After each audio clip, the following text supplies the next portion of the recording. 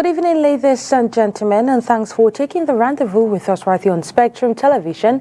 It is the 8 p.m. bilingual newscast. Making news tonight, timid start to the 2025 electoral list revision as registration resumes nationwide as of January 2, 2024.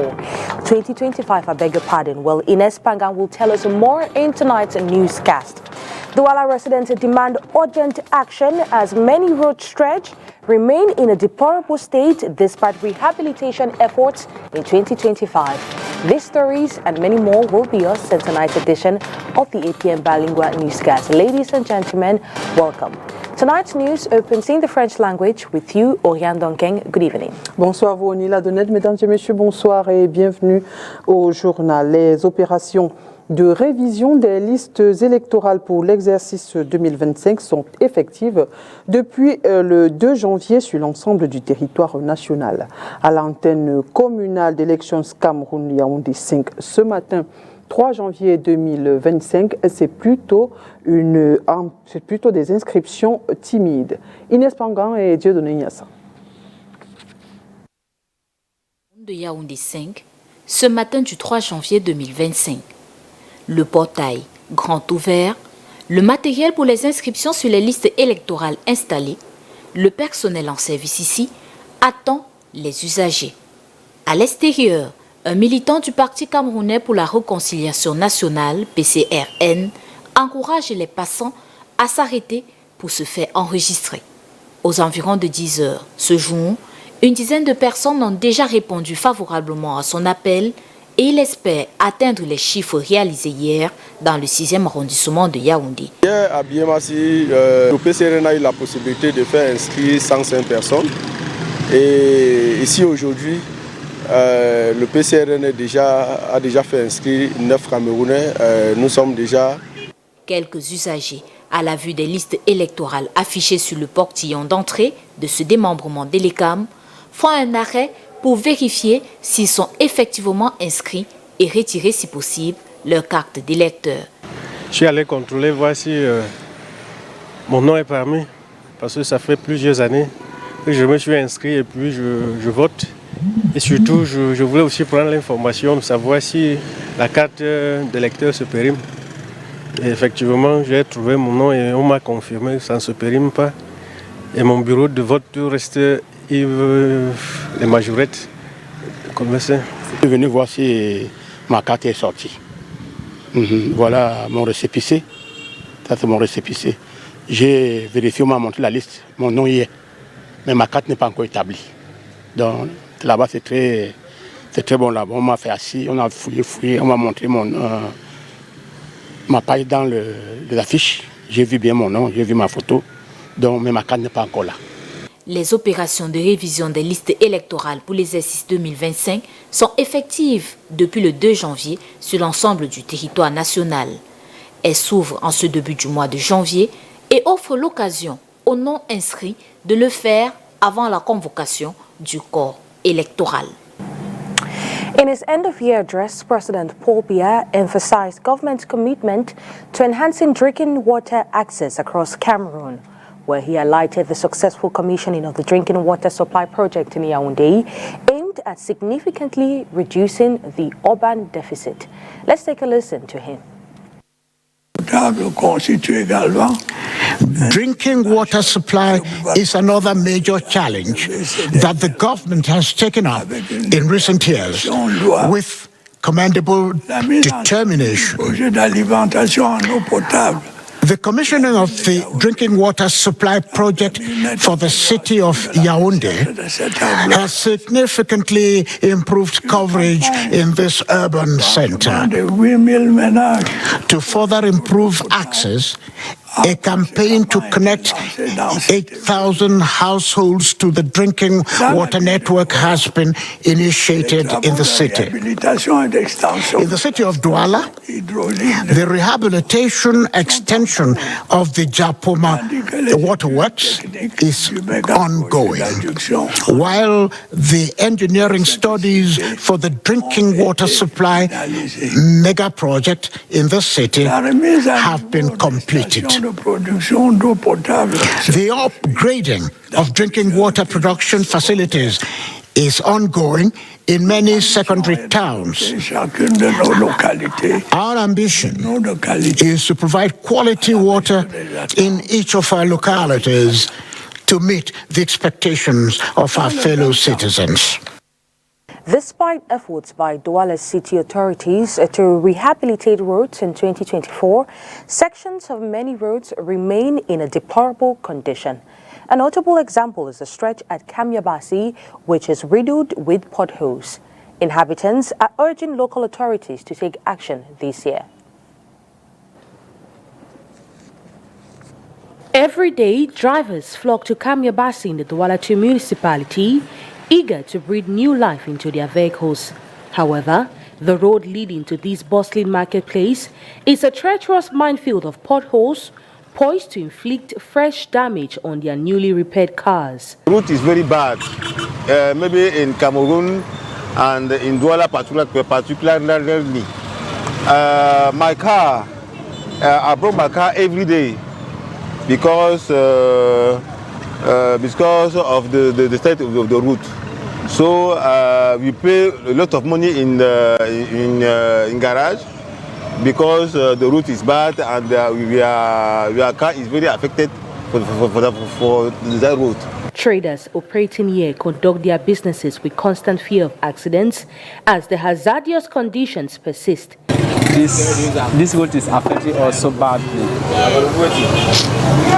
At times the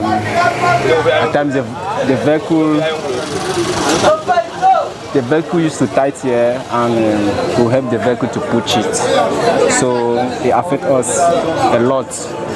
At times you can sit here, if you don't take care, a vehicle can come and knock you down here because they look for nice road to pass. So we are not safe here. We used to line stone here. We put stone here, even something like tire to secure ourselves. So we are not secure here. Even water used to flop here. Right now, this road have spoiled a lot of car. Machine, camion. Last time we changed. Now 3 bikes for instantly here. I'm afraid someone nearly cut his leg. But as this road today now, we're supposed to fix it because we are suffering a lot because of this road. For years, authorities have turned a blind eye to this situation, prompting local residents to urgently call for intervention. Il y a un tuyau d'eau qui est cassé ici là. Les gens de la SNEC sont venus arranger et laisser le trou là comme ça.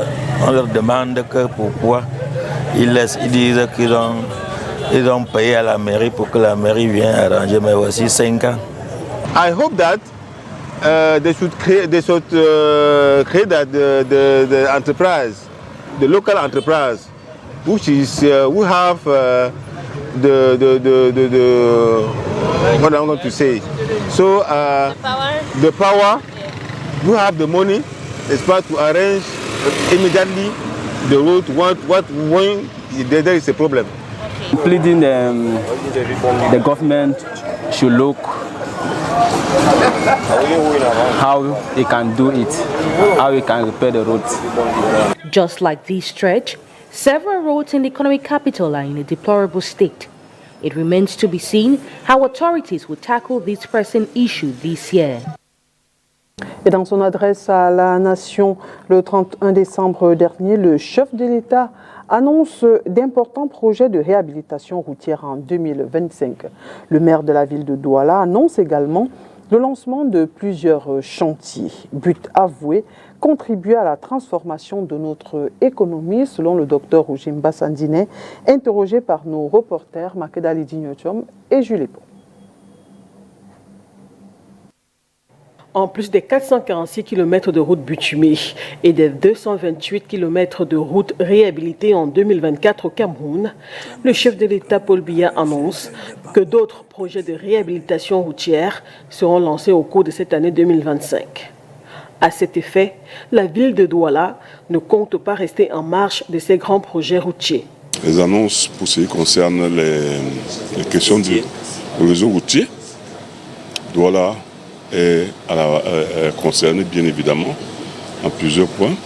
Au-delà des grands chantiers de l'État, nous-mêmes nous allons lancer, vous le savez, des chantiers sur la mobilité urbaine avec le BRT. Nous allons lancer le chantier de la voie Suberge, tout cela en 2025.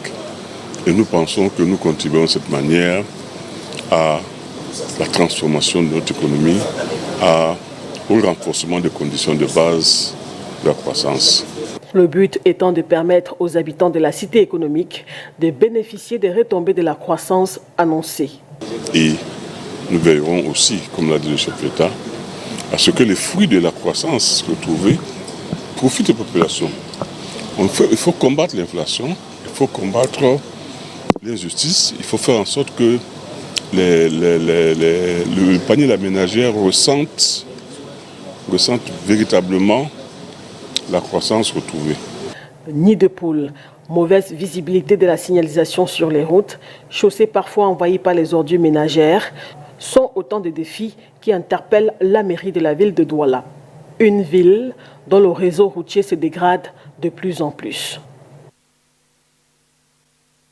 Candidature de Paul Biya en 2025 et désapprobation de quelques évêques, on en parle encore. Ce vendredi, nous avons donné la parole à quelques Camerounais rencontrés à la messe de midi à la cathédrale Saint-Pierre-et-Paul de Bonadibon, ici à Douala. Je vous propose d'écouter leurs avis dans ce reportage de Léla Renganz.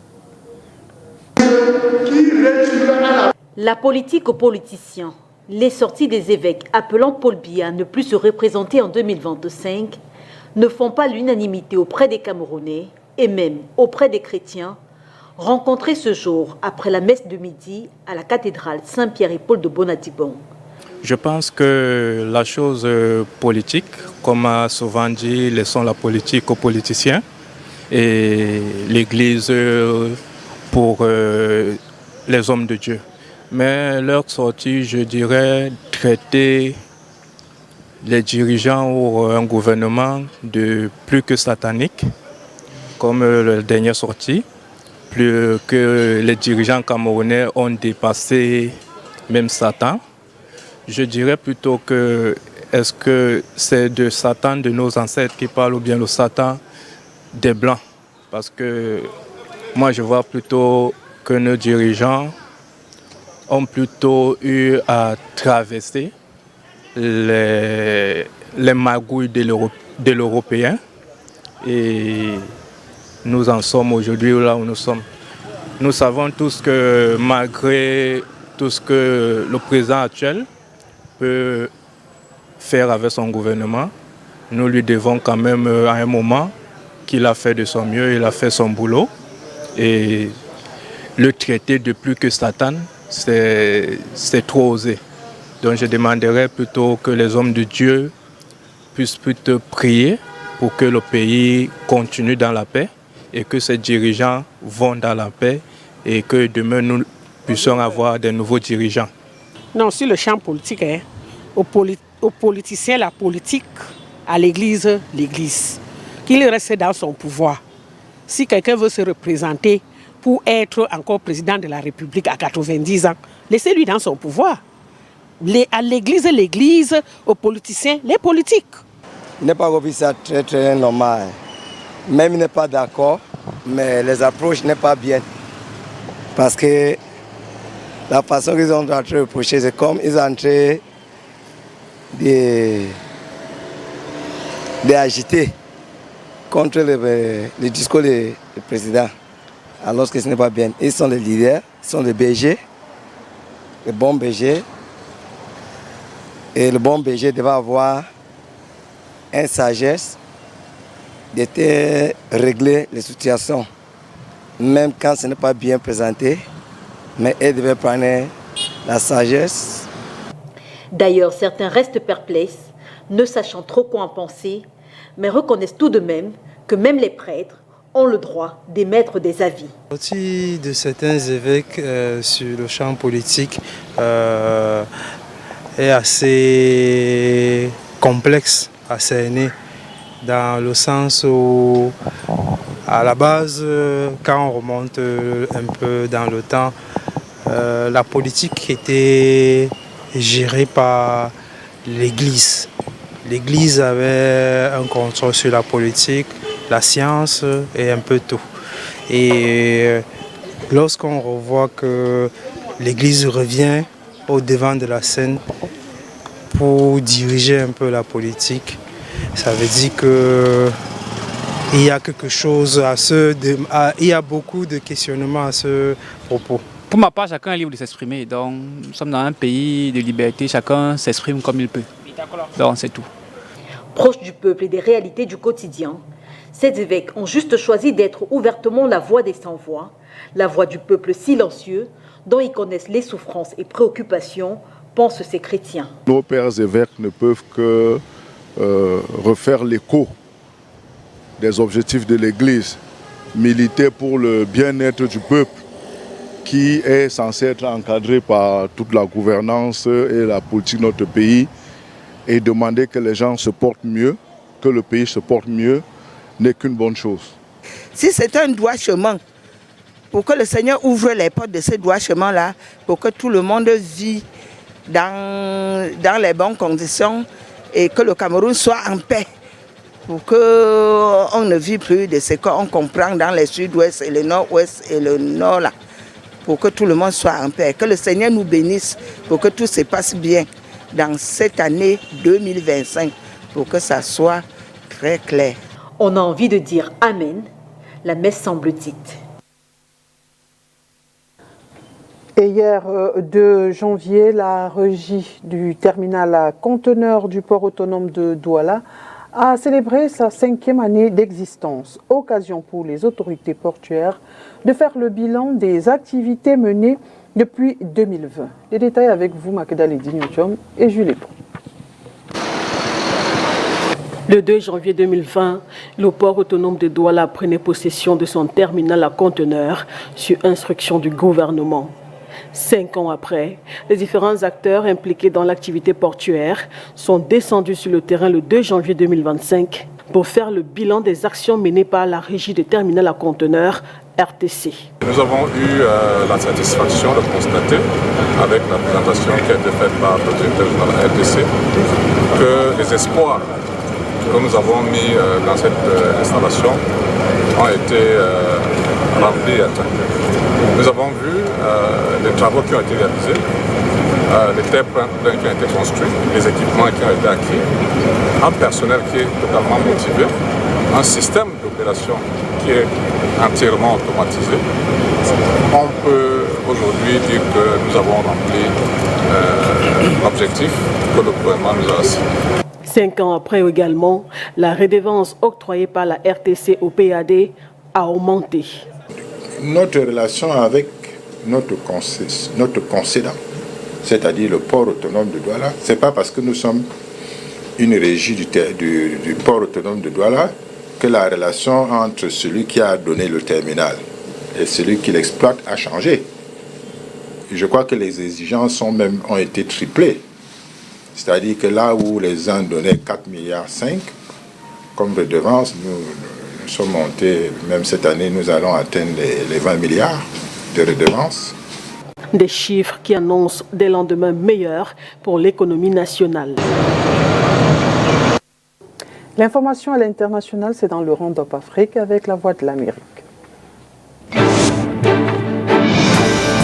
Le Parlement ghanéen a adopté un budget provisoire de 4,65 milliards de dollars jusqu'en mars, évitant ainsi une fermeture du gouvernement. Ce budget a été approuvé lors d'une séance dans la nuit de jeudi à vendredi. Toujours au Ghana, un énorme incendie a détruit le principal marché de vêtements de seconde main à Accra. Le feu qui a éclaté mercredi soir a ravagé de vastes portions du marché de Kantamanto, obligeant des milliers de commerçants à fuir selon les autorités de gestion des catastrophes. L'Éthiopie a annoncé vendredi qu'elle participera finalement à une nouvelle force de l'Union africaine en Somalie contre les insurgés Shebab après une visite officielle à Mogadiscio. Initialement, l'Éthiopie n'avait pas prévu d'y participer en raison de tensions liées à un accord maritime signé avec le Somaliland. Au Zimbabwe, un garçon de 7 ans, disparu pendant 5 jours dans le parc national de Matusadona, a été retrouvé vivant après avoir parcouru 50 km à pied dans une zone infestée d'animaux sauvages. Tinotenda Pundu a survécu en mangeant des baies sauvages. Still out of the country, natural gas prices in Europe has risen after Ukraine ended the flow of Russian gas across its territory into the EU. As the Voice of America reports, Moscow once supplied more than 1/3 of Europe's needs, but the continent has managed to wean itself of Russian gas following the Kremlin's 2022 invasion of Ukraine. Let's get more in this report as filed in by our partners, the Voice of America. Wholesale gas prices in Europe rose on Thursday to their highest level since October 2023. It follows Ukraine's decision to end the transit of Russian gas across its territory to Europe on January 1st. Moscow is set to lose over $5 billion a year, while Ukraine will lose around $800 million in transit fees. But the impact on Europe will be limited, says energy analyst Thomas O'Donnell. It was all prepared for. It's basically all priced in. Now, of course, there's winners and losers to a certain point. Certain countries are more dependent on this than others. Slovakia, Hungary, for example, Austria. They will have plenty of gas. It's just that they'll have to pay more, like everybody else has all along. Ukrainian President Volodymyr Zelensky said last month he would no longer give Russia the opportunity to earn additional billions, while its forces continued to wage a war of aggression on Ukraine's soil. Slovakian Prime Minister Robert Fico is close to Russian President Vladimir Putin. The two met in Moscow last month. Fico opposes Western support for Kyiv. Speaking Wednesday after Ukraine cut the Russian gas supply, he accused the EU of sacrificing the interests of smaller members for what he called meaningless geopolitical goals. It will have drastic impact on all of us in the European Union, but not on the Russian Federation. In reality, the European Union has drastically cut its dependence on Russian gas, thanks in part to a big increase in liquefied natural gas imports from the United States. Imports of Russian gas through Ukraine made up around 5% of Europe's total supplies in 2024. Some of the gas was sent on to Western Europe through Slovakia, and that explains Fico's concerns, says O'Donnell.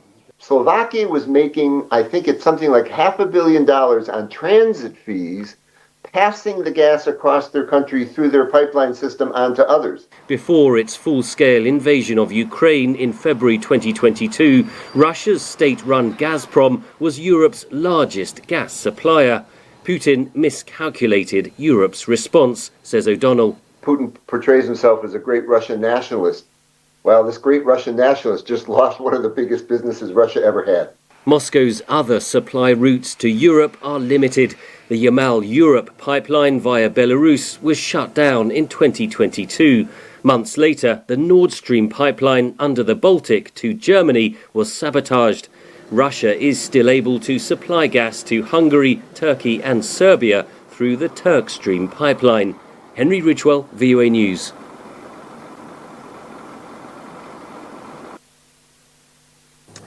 And that report puts an end to tonight's edition of the APM Bilingual Newscast.